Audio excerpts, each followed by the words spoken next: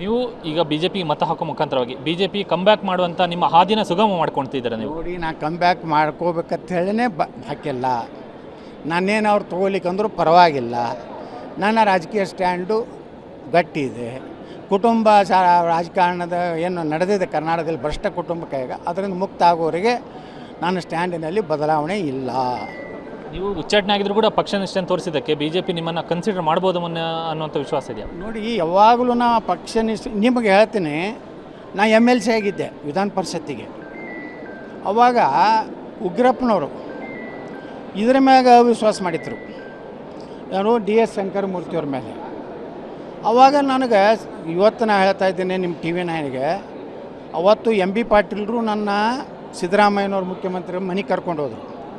ಸಿದ್ದರಾಮಯ್ಯನವರು ನನಗೇನು ಆಶ್ವಾಸನೆ ಕೊಟ್ಟರು, ಸಿಂದಗಿ ಅಥವಾ ದೇವರಿಪ್ಪರಿಗೆ ಕಾಂಗ್ರೆಸ್ ಟಿಕೆಟ್ ಕೊಡ್ತೀವಿ ಮತ್ತು ಸಾಕಷ್ಟು ಅಭಿವೃದ್ಧಿ ಹಣ ಕೊಡ್ತೀವಿ, ನೀನು ಉಗ್ರಪ್ಪ ತಂದಂಥ ಅವಿಶ್ವಾಸಕ್ಕೆ ನೀನು ಮತ ಹಾಕ್ಬೇಕಂತ ಕೇಳಿದ್ರು.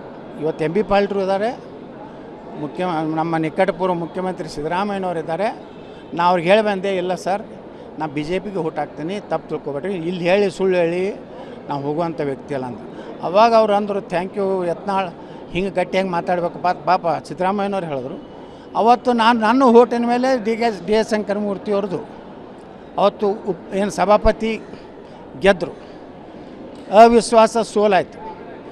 ಅವತ್ತೂ ನನ್ನ ನಿಷ್ಠೆ ತೋರಿಸಿನಿ, ಇವತ್ತು ನನ್ನ ನಿಷ್ಠೆಯನ್ನು ನನ್ನ ಪಕ್ಷಕ್ಕೆ ತೋರಿಸಿದ್ದೀನಿ. ನೀವು ಬಿಜೆಪಿ ಚಿನ್ನಡಿ ಗೆದ್ದಿದ್ದೀರಿ ಅನ್ನುವಂಥ ಕಾರಣಕ್ಕಾಗಿ ನಿಮ್ಮ ಪಕ್ಷ ನಿಷ್ಠೆ ನೀವು ಮುಂದುವರಿಸಿದ್ದೀರಿ. ಅದರಲ್ಲೇ ಎರಡು ಮಾತಿಲ್ಲ. ಯಾಕಂದರೆ ಪಕ್ಷ ನೋಡಿ, ನನಗೆ ಪಕ್ಷ ಇಷ್ಟು ಸ್ಥಾನಮಾನ ಕೊಟ್ಟಿದೆ, ಕೇಂದ್ರ ಮಂತ್ರಿ ಮಾಡಿದೆ, ಏನೋ ಒಂದು 4 ದುಡ್ಡು ಕೊಡ್ತಾರೆ ಅಂತ ಹೇಳಿ ನಾನು ಅಥವಾ ಏನೋ ಆಸೆ ಆಮಿಷ ಹಚ್ತಾರೆ, ಅಭಿವೃದ್ಧಿಗೆ ಹಣ ಕೊಡ್ತೀವಿ, ನಿನ್ನೂ ಒಬ್ಬ ಕಾಂಗ್ರೆಸ್ಸಿನ ಶಾಸಕನಿಗೆ ಟ್ರೀಟ್ ಮಾಡ್ತೀವಿ ಅಂತ ಹೇಳ್ಬೋದು.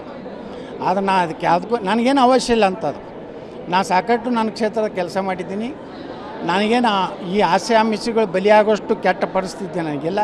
ಅದಕ್ಕೆ ನಾ BJPಯ ಚಿಹ್ನೆ ಮೇಲೆ RCV ಬಂದಿಲ್ಲ, ಅದು ಎಲ್ಲಿಯವರೆಗೆ ಆ ಚಿಹ್ನೆಯಿಂದ ಬರ್ತೀನಿ, ಅದಕ್ಕೇ ನನ್ನ ಇಷ್ಟ. ಕಾಂಗ್ರೆಸ್ನವರು ನಿಮ್ಮ ಸಂಪರ್ಕ ಮಾಡಿಲ್ಲ ಹಾಗಾದರೆ ನಿಮ್ಮನ್ನು? ಏನು ಮಾಡ್ಯಾರೋ ಬಿಟ್ಟಾರೋ ಅದನ್ನ ಈಗೇನು ಹೇಳೋದಿಲ್ಲ, ಸಮಯ ಬಂದಾಗ ಹೇಳ್ತೇನೆ. Thank you sir. ಇದಿಷ್ಟು ಬಿಜೆಪಿ ಉಚ್ಚಾಟಿತ ಶಾಸಕ ಬಸನಗೌಡ ಪಾಟೀಲ್ ಯತ್ನಾಳ್ ಅವರ ಮಾತುಗಳು. ಕ್ಯಾಮ್ರಾ ಪ್ರಾಣೇಶ್ ಜೊತೆ ಕಿರಣ್ ಹನ್ನೆಡ್ಕ, TV9 ಬೆಂಗಳೂರು.